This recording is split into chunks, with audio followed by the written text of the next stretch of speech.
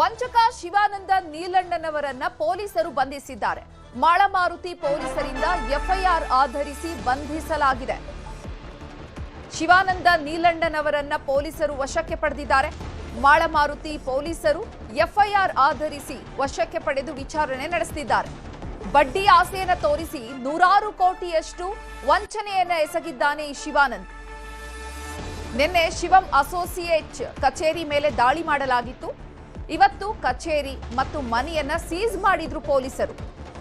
ಅದಾದ ಬಳಿಕ buds act section 21 KPID section 9 ಅಡಿಯಲ್ಲಿ ಎಫ್ಐಆರ್ ದಾಖಲು ಮಾಡಲಾಗಿದೆ. ಈ ಎಫ್ಐಆರ್ ಈಗ ದಾಖಲಾಗಿರುವಂತದ್ದು ಇವತ್ತು ದಾಖಲಾಗಿರುವಂತಹ ಎಫ್ಐಆರ್ ಆಧಾರದ ಮೇಲೆ ಪೊಲೀಸರು ಬಂಧಿಸಿದ್ದಾರೆ. ನೋಡಿ, ಪೊಲೀಸರು ಬಂಧಿಸಿ ಕರೆದೊಯ್ತಾ ಇರುವಂತಹ ದೃಶ್ಯಾವಳಿಗಳಿದು. ಸಾವಿರಾರು ಜನರಿಂದ ಅತಿ ಹೆಚ್ಚಿನ ಬಡ್ಡಿ ಆಸೆಯನ್ನ ಅವರಲ್ಲಿ ಹುಟ್ಟಿಸಿ ಅವರಿಂದ ಹಣವನ್ನ ಪಡೆದು ಹೂಡಿಕೆಯನ್ನ ಮಾಡಿಸಿ ಸಾವಿರಾರು ಕೋಟಿಯಷ್ಟು ವಂಚನೆಯನ್ನ ಮಾಡಿದ್ದಾನೆ ಈತ ಶಿವಾನಂದ ನೀಲಣ್ಣವರ್. ಈಗ ಪೊಲೀಸರ ವಶದಲ್ಲಿದ್ದಾರೆ. ಮಾಳಮಾರುತಿ ಪೊಲೀಸರು ಎಫ್ಐಆರ್ ದಾಖಲಾದ ನಂತರ ಬಂಧಿಸಿ ಕರೆದೊಯ್ತಾ ಇರುವಂತಹ ದೃಶ್ಯಾವಳಿಗಳಿದು. ಹೆಚ್ಚಿನ ಬಡ್ಡಿಯನ್ನ ಕೊಡ್ತೀವಿ, ಹೆಚ್ಚಿನ ಬಡ್ಡಿ ಸಿಗುತ್ತೆ ನಿಮ್ಗೆ ಅಂತ ಹೇಳಿ ಸಾವಿರಾರು ಜನರ ಹತ್ರ ಹೂಡಿಕೆ ಮಾಡಿಸಿರುವಂತದ್ದು. 1-2 ಅಲ್ಲ, 30,000ಕ್ಕೂ ಹೆಚ್ಚು ಜನರು ಹೂಡಿಕೆ ಮಾಡಿದ್ದಾರೆ ಎನ್ನುವಂತಹ ಮಾಹಿತಿ ಇದೆ. ಇದ್ರ ಮೇಲೆ ಈಗ ಎಫ್ಐಆರ್ ದಾಖಲಾಗಿದೆ. ಮೋಸ ಹೋದಂಥವ್ರು, ವಂಚನೆಗೆ ಒಳಗಾದಂಥವ್ರು, ಹಣ ಕಳ್ಕೊಂಡಂಥವ್ರು ಎಫ್ಐಆರ್ ದಾಖಲಿಸಿದ್ದಾರೆ. ಇವತ್ತು ಎಫ್ಐಆರ್ ದಾಖಲಾದ ಬಳಿಕ ಪೊಲೀಸರು ಬಂಧಿಸಿ ತೀವ್ರ ವಿಚಾರಣೆ ನಡೆಸುತ್ತಿದ್ದಾರೆ. ಇನ್ನು ಈ ಬಗ್ಗೆ ಹೆಚ್ಚಿನ ಮಾಹಿತಿಯನ್ನು ನೀಡ್ತಾರೆ ನಮ್ಮ ಪ್ರತಿನಿಧಿ ಚಂದ್ರಕಾಂತ್ ಸುಗಂಧಿ. ನೇರ ಸಂಪರ್ಕದಲ್ಲಿ ಜಾಯಿನ್ ಆಗ್ತಿದ್ದಾರೆ. ಚಂದ್ರಕಾಂತ್ ಸುಗಂಧಿ, ಶಿವಾನಂದ ನೀಲಣ್ಣರವರ ಬಂಧನ ಆಗಿದೆ. ಮುಂದಿನ ಕಾನೂನು ತನಿಖೆ ಯಾವ ರೀತಿ ಇರುತ್ತೆ? ಮುಂದೆ ಕಾನೂನಿನ ಮೂಲಕ ಯಾವೆಲ್ಲ ರೀತಿಯಾಗಿ ಈಗ ಕ್ರಮ ಕೈಗೊಳ್ಳಲಾಗುತ್ತೆ?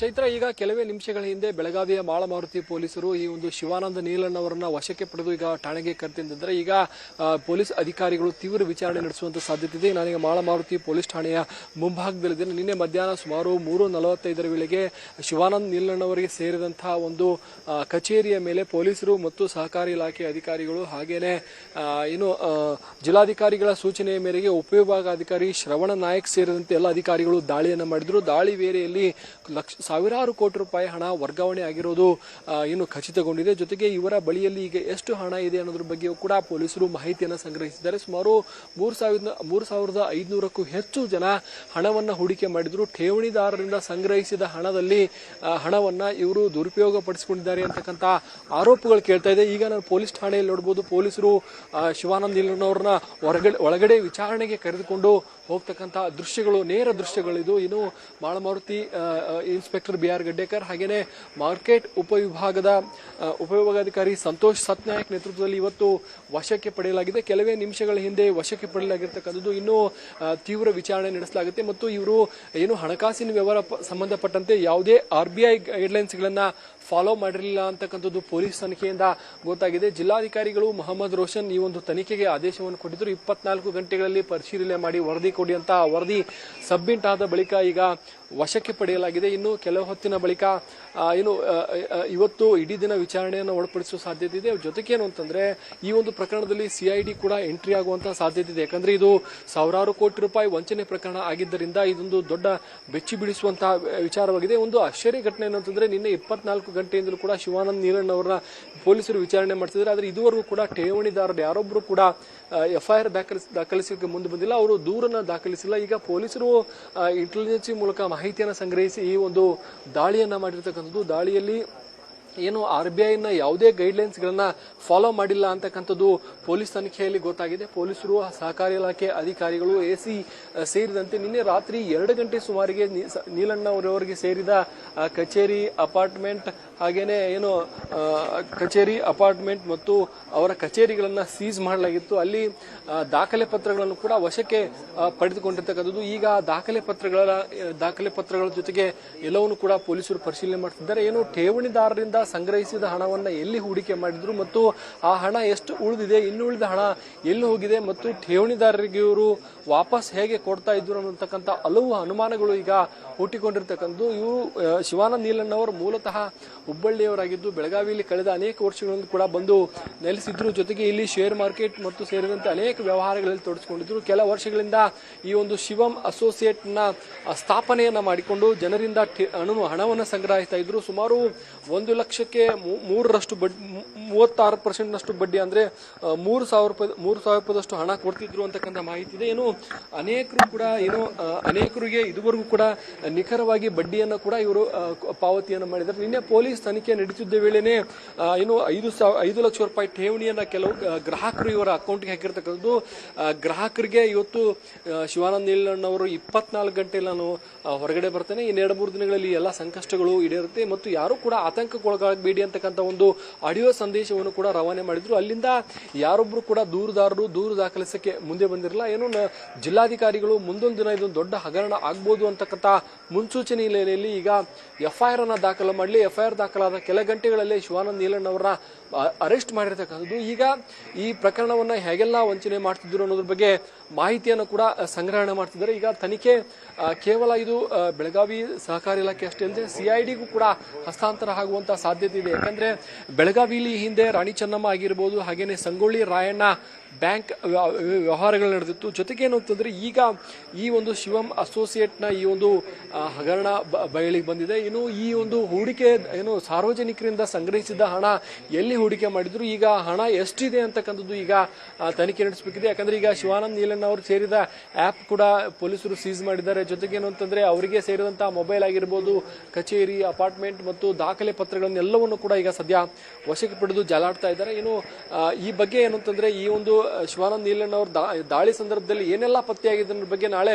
ಬೆಳಗಾವಿ ಜಿಲ್ಲಾಧಿಕಾರಿ ಮೊಹಮ್ಮದ್ ರೋಷನ್ ಮತ್ತು ನಗರ ಪೊಲೀಸ್ ಆಯುಕ್ತ ಭೂಷಣ್ ಬೋರ್ಸೆ ಒಂದು ಸುದ್ದಿಗೋಷ್ಠಿ ನಡೆಸುವಂತ ಸಾಧ್ಯತೆ ಇದೆ. ಈಗಾಗಲೇ ಏನು RBI ರೂಲ್ಸ್ ಅನ್ನು ಯಾವುದನ್ನು ಕೂಡ ಫಾಲೋ ಮಾಡಿಲ್ಲ. ಏನು ಜನರಿಂದ ಸಂಗ್ರಹಿಸಿದ ಠೇವಣಿ ಹಣ ಎಲ್ಲೋಯ್ತು ಅನ್ನೋದ್ರ ಬಗ್ಗೆ ಕೂಡ ತನಿಖೆ ಮಾಡ್ತಿದೀವಿ ಅಂತಕ್ಕಂಥ ಮಾಹಿತಿಯನ್ನ ಉಪವಿಭಾಗಾಧಿಕಾರಿ ಶ್ರವಣ್ ನಾಯಕ್ ನೀಡಿರ್ತಕ್ಕಂಥದ್ದು. ಶ್ರವಣ್ ನಾಯಕ್ ನಿನ್ನೆ 4 ಗಂಟೆಯಿಂದಲೂ ಕೂಡ ಈ ಒಂದು ಪ್ರಕರಣವನ್ನ ಬೆನ್ನು ಬಿದ್ದಿದ್ದಾರೆ. ಇದುವರೆಗೂ ಕೂಡ ಅವರು ಈ ಒಂದು ಠಾಣೆಯಲ್ಲಿ ಇದ್ದಿರ್ತಕ್ಕಂಥದ್ದು. ಶ್ರವಣ್ ನಾಯಕ್ ಮತ್ತು ಸಹಕಾರಿ ಇಲಾಖೆ ಅಧಿಕಾರಿಗಳು ನೀಡಿದಂತಹ ದೂರಿನ ಹಿನ್ನೆಲೆಯಲ್ಲಿ ಈ ಒಂದು ಅರೆಸ್ಟ್ ಅನ್ನ ಮಾಡಲಾಗಿರ್ತಕ್ಕಂಥದ್ದು. ವಶಕ್ಕೆ ಪಡೆದಂತಹ ಬಳಿಕ ಈಗ ವಿಚಾರಣೆಯನ್ನ ಮತ್ತಷ್ಟು ತೀವ್ರಗೊಳಿಸಿದ್ದಾರೆ. ಈ ಒಂದು ಪ್ರಕರಣ ಏನಿದೆ ಇದು ಕೇವಲ ಕರ್ನಾಟಕಕ್ಕಷ್ಟೇ ಅಲ್ಲ, ಮಹಾರಾಷ್ಟ್ರ, ಗೋವಾಕ್ಕೂ ಕೂಡ ವಿಸ್ತರಣೆ ಆಗುವಂತಹ ಸಾಧ್ಯತೆ ಇದೆ. ನೋಡಬಹುದು ಈಗ ನಗರ ಪೊಲೀಸ್ ಆಯುಕ್ತ ಭೂಷಣ್ ಬೋರ್ಸೆ ಕೂಡ ಈ ಒಂದು ಪೊಲೀಸ್ ಠಾಣೆಗೆ ಆಗಮಿಸಿ ವಿಚಾರಣೆಯನ್ನ ಅವರು ಖುದ್ದು ವಿಚಾರಣೆಯನ್ನ ಮಾಡುವಂತಹ ಸಾಧ್ಯತೆ ಇದೆ.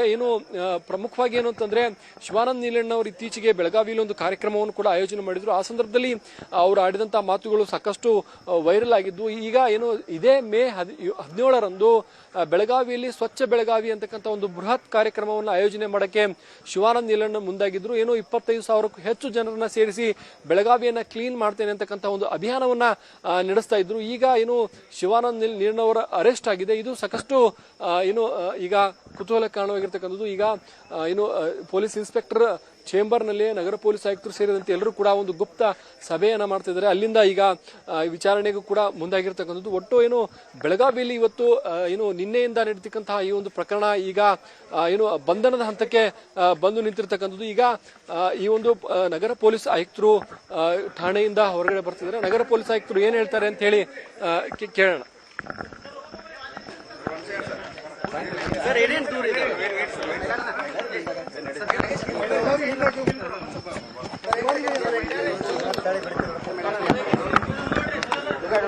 ಪ್ರಹ್ಲಾದ ಸರ್ ಎಷ್ಟು ಜನರ ಹಣ ಸಂಗ್ರಹ ಆಗಿದೆ? ಎಷ್ಟು ಕೋಟಿ ಮೊತ್ತ ಅರೆಸ್ಟ್ ಮಾಡಿದ್ರೆ ವಶಕ್ಕೆ ಪಡೆದಿದೆ? ಯಾವ ಸೆಕ್ಷನ್ ಅಡಿಯಲ್ಲಿ ಕೇಸ್ ದಾಖಲಾಗಿದೆ, ಅರೆಸ್ಟ್ ಆಗಿರುವಂತ? ನಿನ್ನೆ ಅಸಿಸ್ಟೆಂಟ್ ಕಮಿಷನರ್ ಶ್ರೀ ಶ್ರವಣ್ ನಾಯಕ್ ಶಿವಂ ಅಸೋಸಿಯೇಟ್ಸ್ ಬಗ್ಗೆ ಒಂದು ಎನ್ಕ್ವೈರಿ ನಡೆಸಿದ್ದಾರೆ. ಆ ಎನ್ಕ್ವೈರಿ ಆಧಾರದ ಮೇಲೆ ಇವತ್ತು ಸಂಜೆಗೆ ಒಂದು ದೂರು ನಮ್ಮ ಮಾಳಮಾರುತಿ ಪೊಲೀಸ್ ಠಾಣೆಯಲ್ಲಿ ಸಿಕ್ಕಿದ ಎವಿಡೆನ್ಸ್ ಆಧಾರದ ಮೇಲೆ ಶಿವಮ್ ಅಸೋಸಿಯೇಟ್ಸ್ದು ಪ್ರೊಪ್ರೈಟರ್ ಅವನಿಗೆ ದಸ್ತಗಿರಿ ಮಾಡಲಾಗಿದೆ, ಸೆಕ್ಯೂರ್ ಮಾಡಲಾಗಿದೆ. ಬಾಕಿ ಪ್ರೊಸೆಸ್ ಕಂಪ್ಲೀಟ್ ಮಾಡ್ತಾ ಇದೆ. ಈಗ ನಮ್ಮ ಅಧಿಕಾರಿ ಇಂಟ್ರಾಗೇಷನ್ ಮಾಡ್ತಾರೆ. ಪ್ರಿಲಿಮಿನರಿ ಎಸ್ಟಿಮೇಟ್ನಲ್ಲಿ 35,000 ಜನರಿಂದ ದುಡ್ಡು ತಗೊಂಡಿದ್ದಾನೆ. ಈಗ ನಾಳೆ ಸೀಸರ್ನಲ್ಲಿ ಏನೇನು ಸಿಗುತ್ತೆ ಅದು ಅನಾಲಿಸಿಸ್ ಮಾಡಿದ ಮೇಲೆ ಮುಂದಿನ ಕ್ರಮ ಜರುಗಿಸಲಾಗುವುದು. ಸರ್ ಈಗ ಸರ್ ಯಾವ ಆಕ್ಟ್ ಕೇಸ್ ದಾಖಲಾಗಿದೆ ಸರ್? ಬರ್ಡ್ಸ್ ಆಕ್ಟ್ ಮತ್ತೆ ಬರ್ಡ್ಸ್ ಮತ್ತು ಕೆಪಿ ಆಕ್ಟ್ ದಾಖಲಾಗಿದೆ. ಈ ಕೇಸ್ KPID ಆಕ್ಟ್ ಸೆಕ್ಷನ್ ಮತ್ತು ಬರ್ಡ್ಸ್ ಆಕ್ಟ್ ಸೆಕ್ಷನ್ ಪ್ರಕಾರ ದಾಖಲಾಗಿದೆ. ಏನಿದೆ ಸರ್? ಈ ಮೇನ್ ಓನರ್ ಮತ್ತು ಅವೊಂದು ಸಹಕಾರಿಗಳು. ಬಾಕಿ ಈ ವಿಚಾರದಲ್ಲಿ ನಾಳೆ DC ಮತ್ತು ನಾನು ಒಂದು ಪ್ರೆಸ್ ಬ್ರೀಫಿಂಗ್ ಮಾಡ್ತೀನಿ. ನಮ್ಮ ಅಸಿಸ್ಟೆಂಟ್ ರಿಜಿಸ್ಟ್ರಾರ್ ಕೋಆಪರೇಟಿವ್ ಸೊಸೈಟಿ. ಈಗ ಈ ವಿಚಾರದಲ್ಲಿ ನಾಳೆ ಒಂದು ಪ್ರೆಸ್ ಬ್ರೀಫಿಂಗ್, ಯಾಕೆಂದ್ರೆ ಈ ಕೆಲಸ DC, ಜಿಲ್ಲಾಡಳಿತ, ಪೊಲೀಸ್ ಇಲಾಖೆ, ರೆವಿನ್ಯೂ ಇಲಾಖೆ ಎಲ್ಲ ಸೇರ್ಕೊಂಡು ನಾವು ಮಾಡಿದೀವಿ. ಇದರ ಬಗ್ಗೆ ನಾಳೆ ನಾವು ಈಗ ಸಾಕಷ್ಟು ದಾಖಲಾತಿಯಲ್ಲಿ ಕಚೇರಿನಲ್ಲಿ ಇದೆ, ಸೀಲ್ಡ್ ಮಾಡಲಾಗಿದೆ. ಈಗ ಇವರದು ಎನ್ಕ್ವೈರಿ ಮಾಡಿಕೊಂಡು ಏನೇನು ಎಲ್ಲಿ ಇಟ್ಟಿದ್ದಾನೆ ಅದು ಪ್ರಕಾರ ಅವನ ಹೇಳಿಕೆ ಪ್ರಕಾರ ಮುಂದೆ ನಾಳೆ ಸೀಸರ್ ಮಾಡೋದು. ಸರ್, ಈಗ ಒಬ್ಬರಲ್ಲ ಇದ್ರಲ್ಲ 35,000 ಜನರು ಠೇವಣಿ ಹಣ ಇದೆ. ಸೊ ಏನ್ ಹೇಳ್ತೀರಿ? ಯಾಕಂದ್ರೆ ಒಂದು ರಾತ್ರಿಯಲ್ಲಿ ಸಾಕಷ್ಟು ಜನ ಆತಂಕಕ್ಕೆ ಒಳಗಾಗ್ಬೋದು, ಲಕ್ಷಾಂತರ ರೂಪಾಯಿ ದುಡ್ಡು ಇಟ್ಟಿದ್ದಾರೆ. ಈಗ ಡಿಟೇಲ್ಡ್ ಇನ್ವೆಸ್ಟಿಗೇಷನ್ ಮಾಡಬೇಕಾಗುತ್ತದೆ. ರೈಟ್ ನಾವು ಈ 30,000 ಫಿಗರ್ ಕೂಡ ಎಷ್ಟು ಕರೆಕ್ಟ್ ಇದೆ ಅದು ನೋಡಬೇಕು ನಾವು. ಅದು ಎಲ್ಲ ವಿವರವಾದ ಅನಾಲಿಸಿಸ್ ಮಾಡಿದ ಮೇಲೆನೆ ಎಷ್ಟು ಜನ ಎಷ್ಟು ದುಡ್ಡಿದೆ ಅದು ಎಲ್ಲ ಮಾಹಿತಿ ಸಿಗುತ್ತೆ. ನಾಳೆ ಮಾನ್ಯ DC ಅವರ ಜೊತೆಗೆ ನಾವೊಂದು ಬೆಳಿಗ್ಗೆ ಒಂದು ಪ್ರೆಸ್ ಕಾನ್ಫರೆನ್ಸ್ಗೆ ನಿಮಗೆ ಕರೆದಿದ್ದೀವಿ. 2 ಕಚೇರಿ ಮೇಲೆ